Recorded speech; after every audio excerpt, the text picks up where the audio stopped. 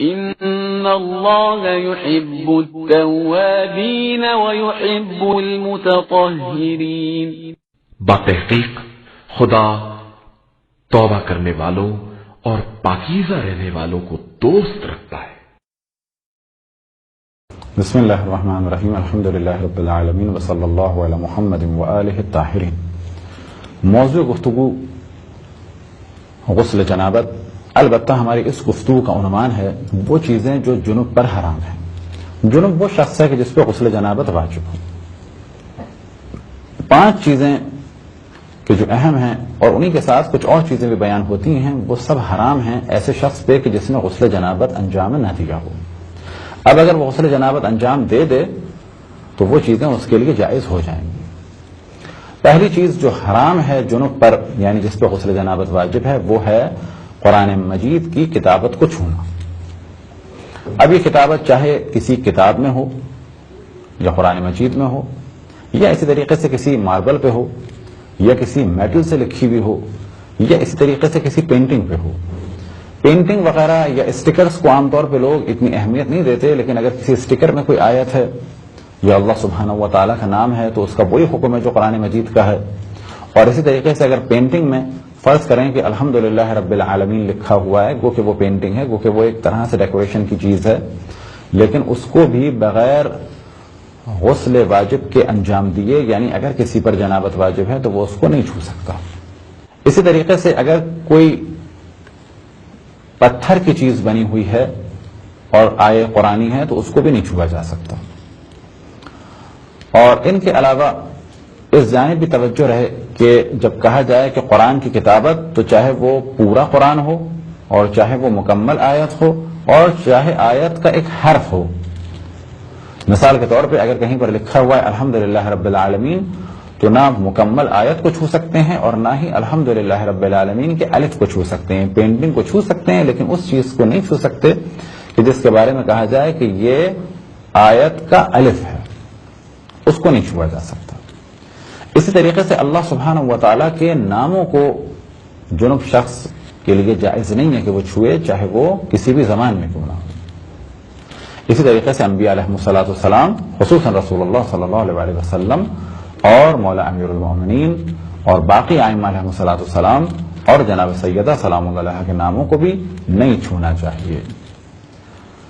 عام طور پر دیکھنے میں آیا ہے کہ جب بعض جوانوں سے کہا جاتا ہے کہ ان کے گلے میں جو لاکٹ ڈلا ہوا ہے یا ایک پینڈولم ہے جس پہ آیت لکھی ہوئی ہے یا اللہ لکھا ہوا ہے یا محمد یا علی لکھا ہوا ہے، البتہ یہ ذہن میں رکھیں گے کسی گلے میں محمد لکھا ہوا ہے اس کا نام ہی محمد ہے تو یہ حکم اس کا نہیں ہے.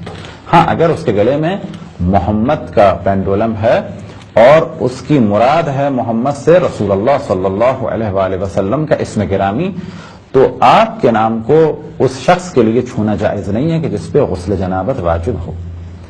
اب دیکھنے میں آیا ہے کہ بعض جوانوں سے کہا جاتا ہے کہ تمہیں غسل جنابت کے اگر مسائل نہیں معلوم یا یہ کہ جب بعض جگہ کہا جاتا ہے کہ بغیر وضو کے نہ چھوؤ بغیر غسل کے نہ چھوؤ تو عام طور پر یہ ریئیکشن سامنے آتا ہے کہ وہ افراد کے جو بالکل شریعت سے آگاہ نہیں ہے اپنے آپ کو ظاہر کرتے ہیں کہ ہم بہت بڑے اہل بیت علیہ السلام کے چاہنے والے ہیں اور جو روک رہا ہو کوشش کرتے ہیں کہ اس کے بارے میں اس قسم میں کمنٹ پاس کیے جائیں کہ یہ ہمیں اہل بیت کے نام سے روک رہا ہے، جبکہ روکنے والا شخص اہل بیت کا اسے احترام سے کہہ رہا ہے کہ ان ناموں کو مقدس اسماء گرامی کو بغیر غسل اور بغیر وضو کے نہ چھوؤ. لیکن یہ جاہل شخص اور یہ فاسق شخص حکم معلوم ہونے کے بعد بھی چھو رہا ہے اور اپنی کوتاہی پہ پردہ ڈالنے کے لیے اس شخص کو بدنام کر رہا ہے یہ کہہ کے کہ یہ ہمیں اہل بیت یا اللہ رسول کے ناموں سے دور کر رہا ہے. یہ کہہ کے بدنام کر رہا ہے کس شخص کو کہ جو اسے اللہ رسول اور ائمہ کا احترام سکھا رہا ہے. تو یہ ایک بڑی شیطانی فکر ہے، شیطانی نظریہ ہے جو ہمارے معاشرے میں کم و بیش دیکھنے میں آتا ہے. پر جس کے بھی گلے میں کوئی پینڈولم ہو، اب یہ ذہن میں رکھیں کہ پینڈولم بھی 2 قسم کا ہوتا ہے. فرض کریں کہ پینڈولم ہے اور یہ حصہ بالکل اس کا بلینک ہے اور یہ کھال سے ٹکرا رہا ہے تو ایسے شخص کے لیے کہا جائے گا کہ بغیر غسل یا بغیر وضو کے اس حصے کو اگر جسم سے مس کیا جائے تو کوئی حرج نہیں ہے. گو کہ بہتر ہے کہ اگر اللہ رسول کا نام بھی گلے میں ہے تو یہ باوضو رہے، بے شک چھو نہ رہا ہو. لیکن ہاں یہ حصہ کہ جس میں بسم اللہ یا اللہ اکبر یا محمد یا علی یا فاطمہ حسن حسین پورے پنجتن کا نام لکھا ہوا ہے، تو یہ جائز نہیں ہے کہ چھوئے بغیر غسل جنابت کو انجام دیے. اسی طریقے سے احتیاط ہے کہ بغیر وضو کے نہ چھوئے. بس احتیاط یہ ہے کہ بغیر غسل کے بھی بغیر وضو کے بھی ان ناموں کو نہ چھوا جائے. لیکن بعض پینڈولم ایسے ہوتے ہیں کہ جس میں کٹنگ سی ہوئی بھی ہوتی ہے، یعنی اللہ اگر لکھا ہوا ہے تو وہ کسی چیز پہ نہیں لکھا ہوا بلکہ وہ کٹنگ ہوئی بھی ہے.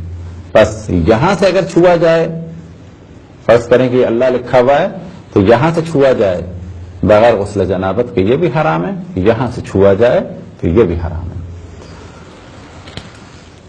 تو پہلی چیز جو جنوب پر حرام ہے وہ ہے کتابت قرآن کو چھونا. اسی طریقے سے جب کہا گیا کہ اللہ سبحانہ و تعالیٰ کے ناموں کو چھونا جنوب کے لیے حرام ہے، تو اگر وہ نام کسی راؤنڈ اباؤٹ پر اور کسی فوارے میں لکھے ہوئے ہیں تو اسے بھی چھونا جائز نہیں ہے. اسی طرح سے کراچی میں دیکھنے میں آتا ہے کہ بعض راؤنڈ اباؤٹ ہیں جن میں اللہ لکھا ہوا ہے، تو جو شخص اسے بنا رہا ہے کیونکہ وہ اللہ لکھا ہوا ہے، اسے وہ بنانے والا بھی بغیر وضو کے نہیں چھو سکتا. ہاں یہ ضروری نہیں ہے کہ وہ خود وضو سے ہو. ہاں اگر وہ وضو سے نہیں ہے تو گلفز پہنے، یا یہ کہ اگر بنا رہا ہے تو جو آلات وہ استعمال کر رہا ہے اس سے اس کو ٹچ کرے. مثال کے طور پہ سیمنٹ کا کام کر رہا ہے تو اسے اس طرح ٹچ کرے. لیکن اگر اللہ وہ سیمنٹ سے لکھ رہا ہے تو اس اللہ کے الف کو بھی اس طرح سے ہاتھ سے نہ چھوئے جب تک کہ وضو نہیں ہے. یہی حکم ہے گرل بنانے والوں کے لیے کہ جو لوہے سے گرل بنا رہے ہیں بسم اللہ الرحمن الرحیم لکھ رہے ہیں. اسی طرح سے ذہن میں رہے کہ بعض دفعہ لوگ اپنے دروازوں پہ بسم اللہ الرحمن الرحیم گرل سے بنوا کے لکھواتے ہیں یا دیواروں پہ لکھتے ہیں، تو جب اس پہ کلر کر رہے ہوں تو توجہ رہنی چاہیے کہ جو برش استعمال ہو رہا ہے وہ نجس نہ ہو.